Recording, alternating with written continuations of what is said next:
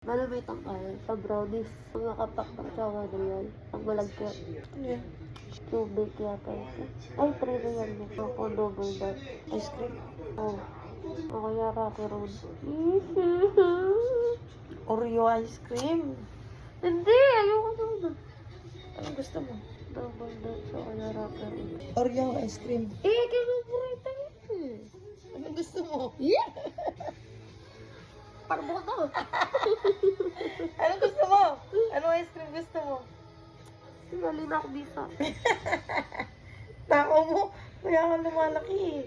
Ice cream at saka chips. Wow! Ano yan? Chocolate na yung ice cream mo? Chocolate pa? Brownies. Ang po pang double dutch. Umorder na ako ng DQ. Ano? Double dutch na mo itong selecta. Mura ito. Itong DQ value.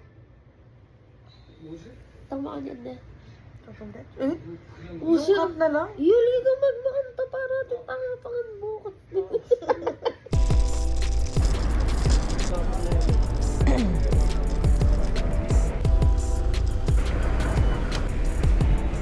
Double Dutch. Nabudol na naman tayo. Nakakikilala na niya. Yun na si Margot na matakaw. Bro, where's the brownies cubic? Oh, okay, okay.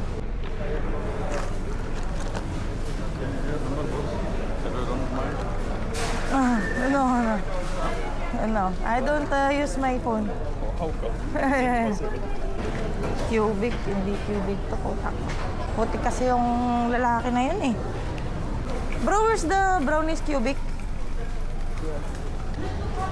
Ano ba? Pareho lang oh. Yun. Thank you. Oo nga pala, sahod. Para maraming tao. Tama. Tama na yung binili ko. Tingnan mo. Walang double dutch pala. Sorry. Sabi ko na kung kisend cream na naman binili dito eh. Wala na, dalawa lang yung caramel. Pwede na yun. At least selecta. Diba? Oh.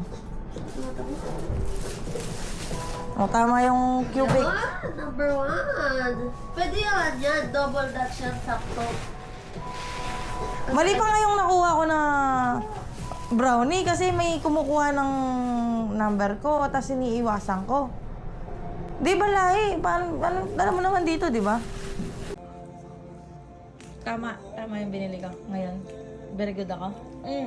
Sara. Magmamahalat ka pa kanyan, Ken. Kakalinis mo pa.